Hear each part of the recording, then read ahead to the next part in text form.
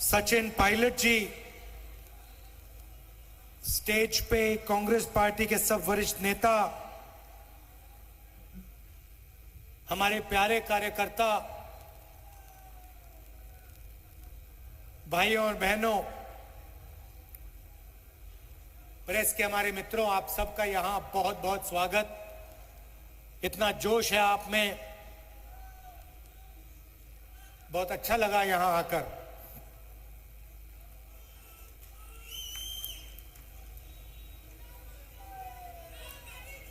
आपको याद होगा कुछ साल पहले कोविड आया, सबके घर में कोई ना कोई बीमार हुआ। देश में लाखों लोग मर रहे थे, ऑक्सीजन नहीं था, दवाइयां नहीं थी, लाशों के ढेर पड़े हुए थे। और देश के प्रधानमंत्री ने कहा, भाइयों और बहनों, थाली बजाओ।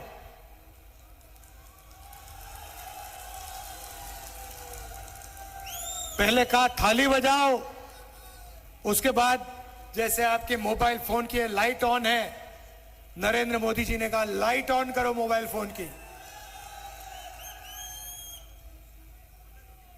गुजरात में हमने पता लगाया, तकरीबन 3-3.5 लाख लोग कोविड के कारण मर गए। वो दिल्ली में नरेंद्र मोदी थाली बजवा रहे थे, लाइट लगवा रहे थे। राजस्थान में कांग्रेस पार्टी की सरकार ने भीलवाड़ा मॉडल लाए, बीमार लोगों को घर में भोजन दिलवाया, फूड पैकेट दिलवाए। यूथ कांग्रेस के लोग, कांग्रेस के कार्यकर्ता ऑक्सीजन सिलेंडर निकाल के ढूंढ के निकाल के लाए। राजस्थान के अस्पतालों में कोविड के मरीजों की रक्षा हुई, सही दवाई मिली। यह फर्क है, हम काम कर जाते हैं, उनके सिर्फ खोखले शब्द हैं। नरेंद्र मोदी जी ने आपसे वायदा किया था 15 लाख रुपए का बैंक अकाउंट में देने का, मिल गया? नहीं मिला ना? आपको और मिलेगा भी नहीं कभी। मगर भाइयों और बहनों, 14.5 लाख करोड़ रुपए,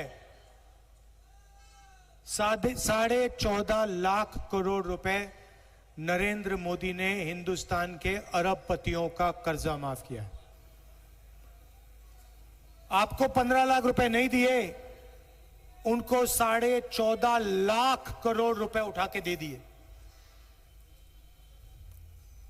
आपने देखा होगा नरेंद्र मोदी के भाषण में, पहले जहां भी वो जाते थे कहते थे मैं ओबीसी वर्ग का हूं। याद है? याद है? नरेंद्र मोदी ओबीसी है, मैं ओबीसी वर्ग का हूं। कुछ दिन पहले भाषण दिया, भाषण में कहते हैं, भाइयों और बहनों, हिंदुस्तान में सिर्फ एक जात है, वो है गरीब। अच्छा, जब आप चुनाव लड़ रहे थे तो आप बन गए ओबीसी, और जब ओबीसी की जाति जनगणना करवाने की बात आई तो हिंदुस्तान में सिर्फ एक जात है, गरीब। भाइयों और बहनों, हिंदुस्तान में आपके मुताबिक कितने ओबीसी हैं? क्या आबादी होगी ओबीसी की हिंदुस्तान में? कितनी होगी? कम से कम 50%। कोई नहीं जानता इस देश में पिछड़े लोग कितने हैं, कोई नहीं जानता, किसी को नहीं मालूम। कोई कहता है 50%, कोई कहता है 52%, कोई कहता है 55%, किसी को नहीं मालूम। आप कहोगे तो क्या हुआ? अगर पिछड़ों को अपनी आबादी नहीं मालूम तो क्या, इसमें क्या बड़ी बात है? मैं आपको बताता हूं। देश को एमएलए और एमपी नहीं चलाते। किसी भी बच्चे से पूछ लो, 10 साल के बच्चे से पूछो क्या करना चाहते हो, आपको बताएगा आईएएस में जाना चाहता हूं। बताएगा नहीं बताएगा? सारे में भारत जोड़ो यात्रा में मैं चला कन्याकुमारी से कश्मीर, बच्चों से पूछो क्या करना चाहते हो, कहते हैं आईएएस में जाना चाहता हूं। कहो क्यों? बच्चे कहते हैं देश को तो वो चलाते हैं। एमएलए 5 साल के लिए चुना जाता है, एमएलए बदल जाते हैं, आईएएस ऑफिसर कभी नहीं बदलता। एक बार आईएएस ऑफिसर बन गया, मानो बन गया, खत्म हो गया काम। देश को आईएएस ऑफिसर चलाते हैं। हिंदुस्तान के बजट को 90 लोग बांटते हैं। Secretary to government of India, cabinet secretary, secretary to government of India, 90 लोग हिंदुस्तान का हर रुपया बांटते हैं। स्वास्थ्य में कितना जाएगा, राजस्थान कितना आएगा, शिक्षा में कितना जाएगा, आर्मी को कितना मिलेगा, वायुसेना को कितना जाएगा, सारे के सारे निर्णय 90 लोग लेते हैं। मैंने पार्लियामेंट में सवाल पूछा, मोदी जी आप कहते हो ओबीसी की सरकार है, 90 में से ओबीसी कितने? आबादी 50%, 90 में से 45 होने चाहिए। अगर आबादी 50 है, पता नहीं ज्यादा भी हो सकती है। भाइयों और बहनों, सच्चाई क्या है? सच्चाई है कि 90 में से 3 ओबीसी वर्ग के। और अगर हिंदुस्तान की सरकार 100 रुपए खर्च करती है तो 5 रुपए का निर्णय पिछड़े ऑफिसर लेते हैं। दलित कितने? दलित भी 90 में से 3। और अगर हिंदुस्तान की सरकार 100 रुपए का निर्णय लेती है तो दलित 1 रुपया का निर्णय लेता है। आबादी 50%, भागीदारी 5% ओबीसी की। आबादी तकरीबन 15%, भागीदारी 1%।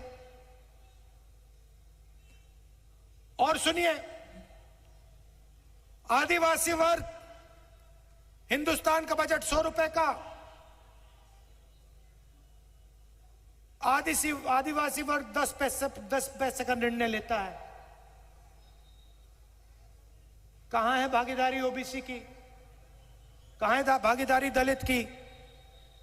कहां है भागीदारी आदिवासी की? यह सवाल मैंने नरेंद्र मोदी के सामने पार्लियामेंट हाउस में पूछा। अब नरेंद्र मोदी नहीं चाहते और बीजेपी के लोग नहीं चाहते कि देश के पिछड़े लोगों को पता लग जाए उनकी आबादी कितनी। क्यों? अगर जाति जनगणना में आ गया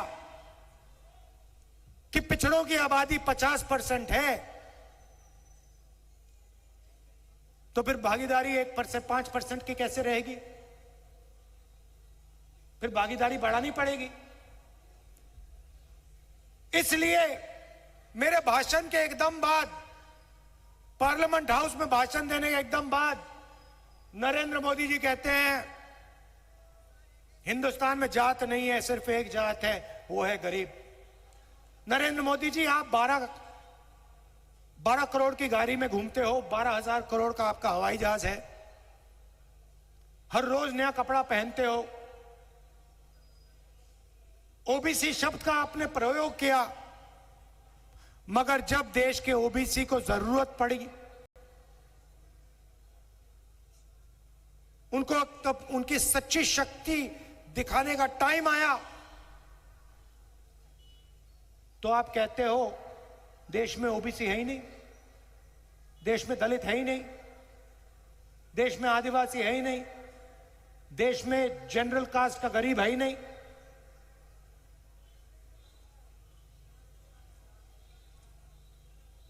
एक और बात समझिए, हम हर स्टेट में किसान का कर्जा माफ करते हैं, हर स्टेट में। यहां पे किसान का कर्जा माफ हुआ, 50% ओबीसी वर्ग है, मतलब जितना पैसा हमने किसानों का कर्जा माफ किया, उसका आधा पैसा ओबीसी वर्ग को मिला।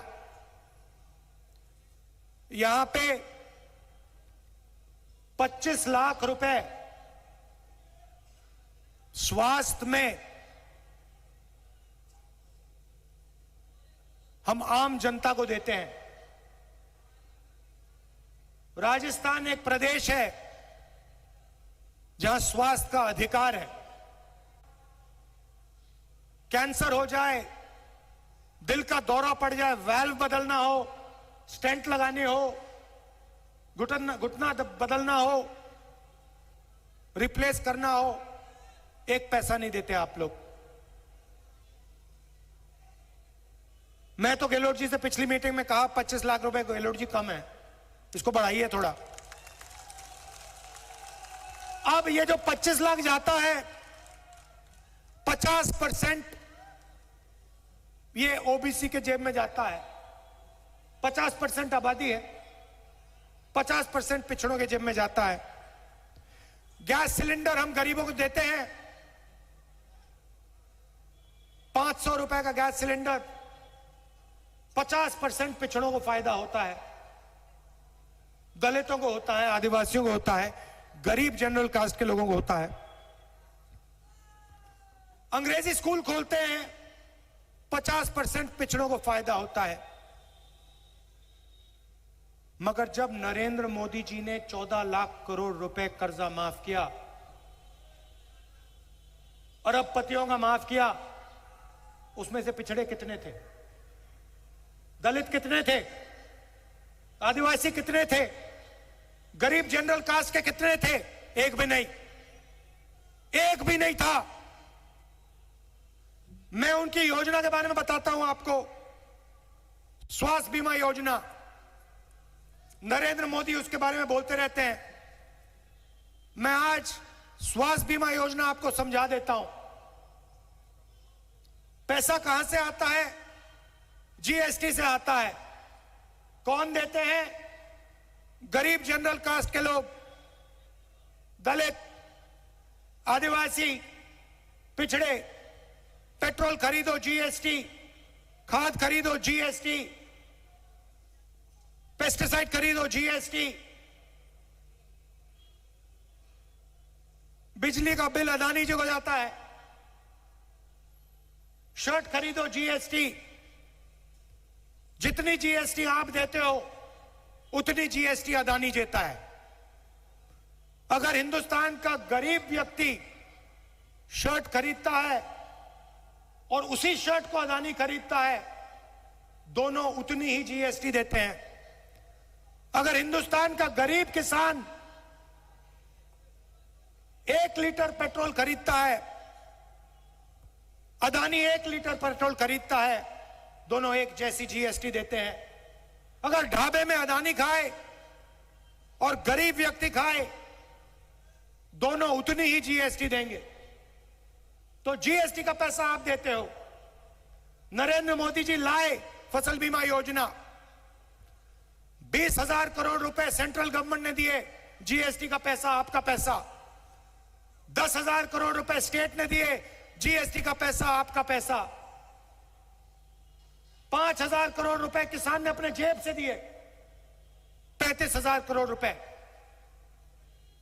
35,000 करोड़ रुपए नरेंद्र मोदी जी ने 16 कंपनियों को दिया सीधा। उनमें ना एक ओबीसी है,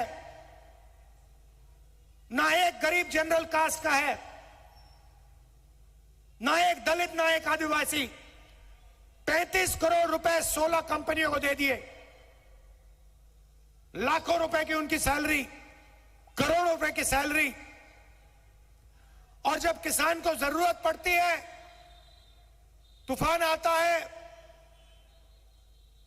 उसका नुकसान होता है, ओला गिरता है, किसान ईमेल लिखता है, फोन लगाता है, भैया हमारा नुकसान हो गया, हमारा बीमा का पैसा है, दे दो।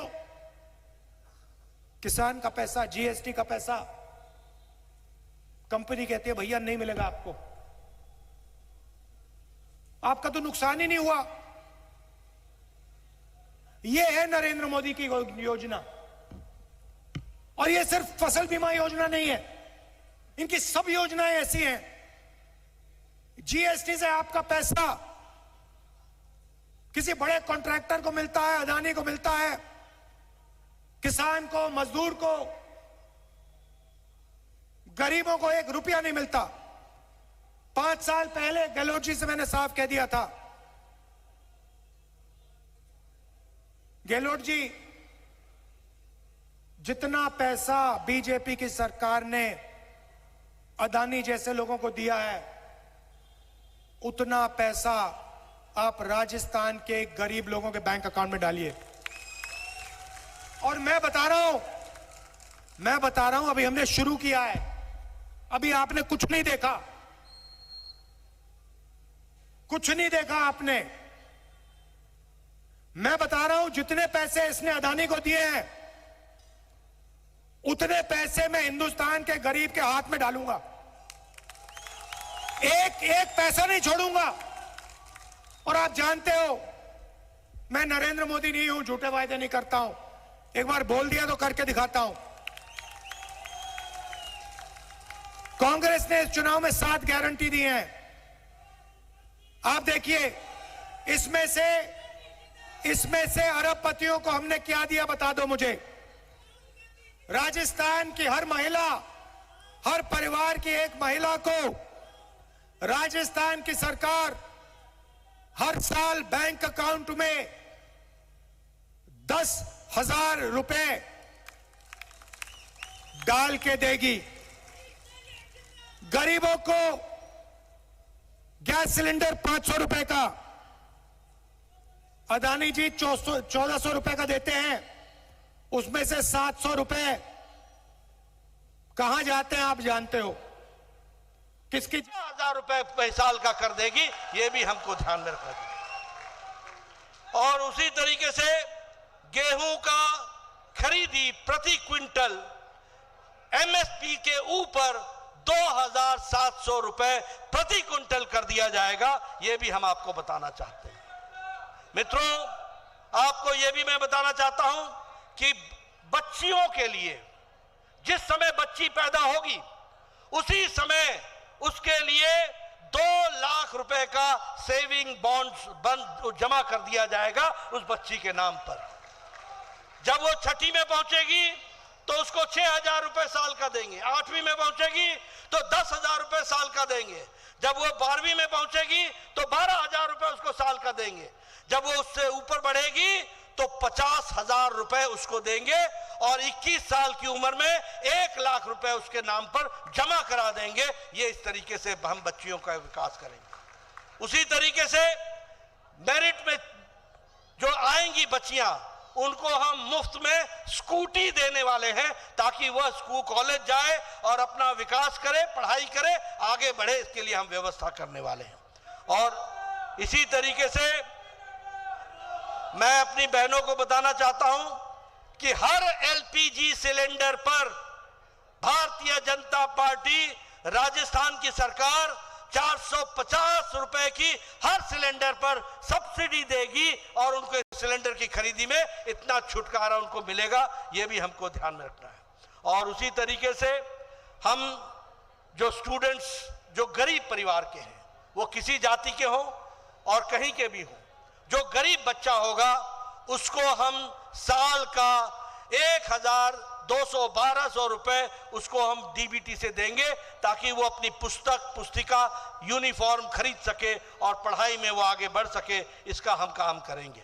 मैंने जैसे पहले बताया, हर डिवीजन में एम्स के तर्ज पर एक हम regional institute of medical sciences खोलेंगे और हर एक डिवीजन में आईआईटी के तर्ज पर एक रीजनल इंस्टीट्यूट ऑफ टेक्नोलॉजी ये भी खोली जाएगी। ये भी हम पूरा करेंगे। और जैसा मैंने बताया, ये भ्रष्टाचारी बच के नहीं जा सकेंगे। आप राजेंद्र मीणा जी को चुनाव जिताएंगे, दौसा की हमारी सीटें हैं, पांचों की पांचों सीटें आप भारतीय जनता पार्टी के झोली में